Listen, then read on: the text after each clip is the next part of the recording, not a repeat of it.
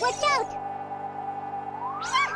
You read that video title right, folks, because in 1 week, or in less than a week depending on when you see this, there will finally be a brand new trailer for Pokemon Legends ZA. Finally, after an entire year. But that's not all. Matter of fact, there is a whole new slew of Pokemon news coming because it will be all included in a brand new Pokemon Presents. The first Presents of 2025, and also the first one since two different things. Pokemon Legends EA's first announcement, and since the Nintendo Switch 2 was revealed as a console. The news of this Presents comes way of the official Pokemon social media pages, all alerting us to the Presents launching next Thursday, February 27th, at 6 a.m. Pacific Time, 9 a.m. Eastern Time.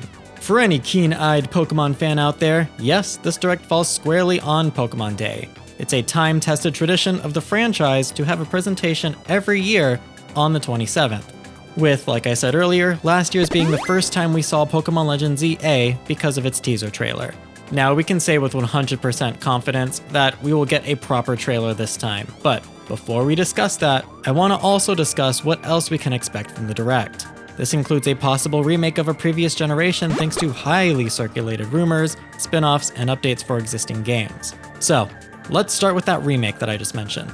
A huge slew of rumors have surfaced recently of a remake for Black and White being announced soon. Some of these rumors even come from hints by certain leakers, but it's still up in the air on what exactly they're referencing, or if they're just making broad statements about Pokemon's future, such as how one leaker said, if we didn't like BDSP's faithful remake style, then we're not going to be happy with what we're going to see in the future. Regardless, a Black and White remake could be amazing if it's done right. I actually think it would be phenomenal if the remake looked something like Octopath Traveler, mixing 2D elements with 3D. The original Black and White did this after all, and Octopath Traveler gave us a clear vision of what Black and White's original art style could look like in HD. Plus, I know Pokemon keeps using the same 3D assets for all their games since X and Y, and only since Pokemon Legends Arceus and beyond did they begin updating them with more detail, dimension, and textures. But it would be so cool if a Black and White remake gave Game Freak a chance to make some HD 2D animated sprites like they did in Gen 5 again. It wouldn't take too much time, and it would even help the game run at a steady frame rate since 2D assets take far less processing power than 3D ones. Conversely, we could see a Black and White 3, but if that gets teased, it will likely not release until 2026 or later. Now, do I personally believe we'll see Black and White remakes or continuations of Black and White in this Presents? Well, no, I don't. The reason I think it's unlikely is because Scarlet and Violet's second DLC already acted as a revisit to Unova, and with Pokemon Legends EA taking place in Gen 6's region of Kalos, it lends credence to my theory that we won't be seeing anything else Gen 5 related for quite some time. What we can expect in the Direct, though, will be some Pokemon spin-off titles. We could see revisits to series like Mystery Dungeon and the long-awaited PMD2 remake, Pokepark 3, or maybe even Ranger.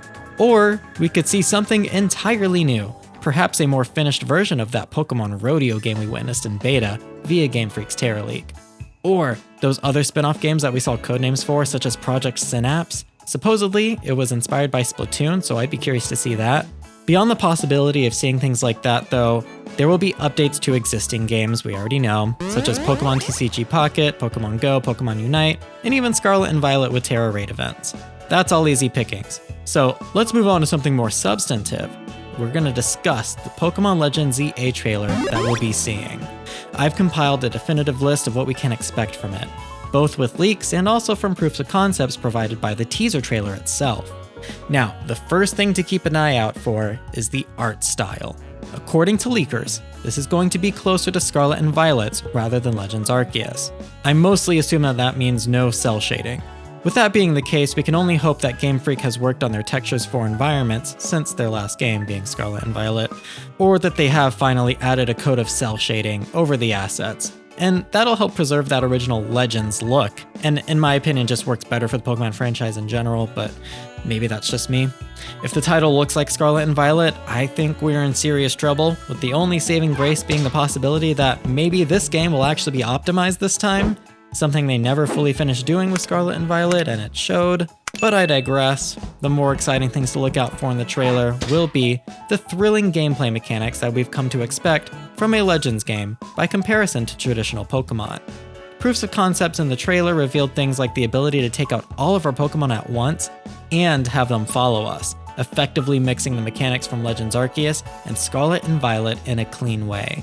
We'll also notice that Pokemon move about their world in more creative ways, as hinted by the flight pattern of Dragonair in the teaser, where she flies into the air and dives into the water in a figure 8 pattern, dodging the trainer's attempt to catch her even. We can also expect some sort of mechanic for catching underwater Pokemon, as hinted by the Staryu that are just relaxing at the bottom of the man-made reservoirs of the city.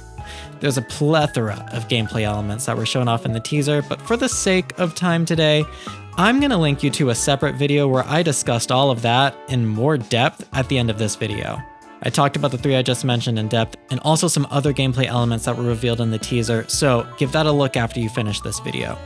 Continuing on though, we can expect our main character to be an employee or recruit of the Quasar Company, as depicted in the opening of the teaser with the Quasar logo flashing in our faces, and also with the stamp saying that this is a redevelopment plan for Lumiose, provided by the Quasar Company.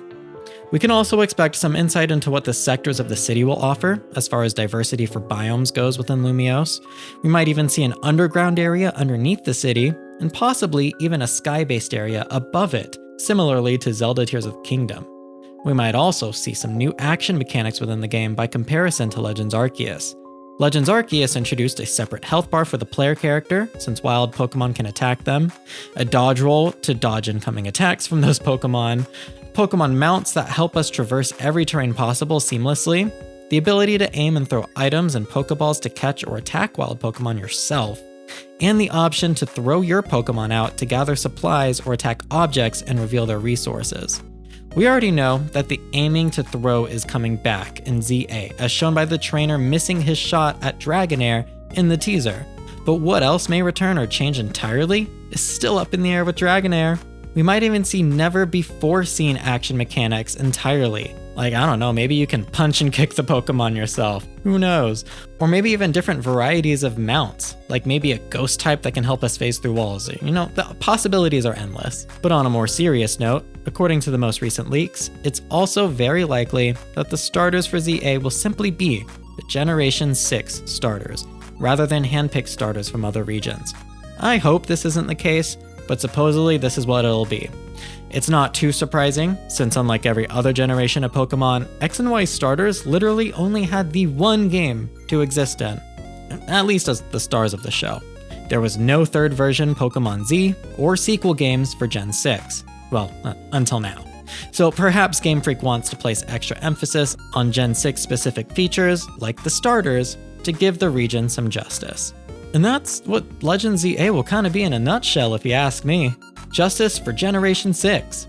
The third version Pokemon Z and a sequel title all mixed in one. Or prequel, depending on which direction Game Freak wanted to take. It's still unclear based on leaks, but most sources seem to be hinting at the game being a sequel rather than a prequel. Regardless, what are you most excited for in the Pokemon Presents next week? If it's Legends ZA, what aspects of the game are you most interested in seeing showcased? Let us know down in the comments so we can all talk about it, and afterwards, check out more of my videos like the one I promised you earlier, where I discuss all the gameplay elements teased in the teaser for Legends ZA. The link is right in front of you and down in the comments section. I've been johtojonny, and I'll catch you all there.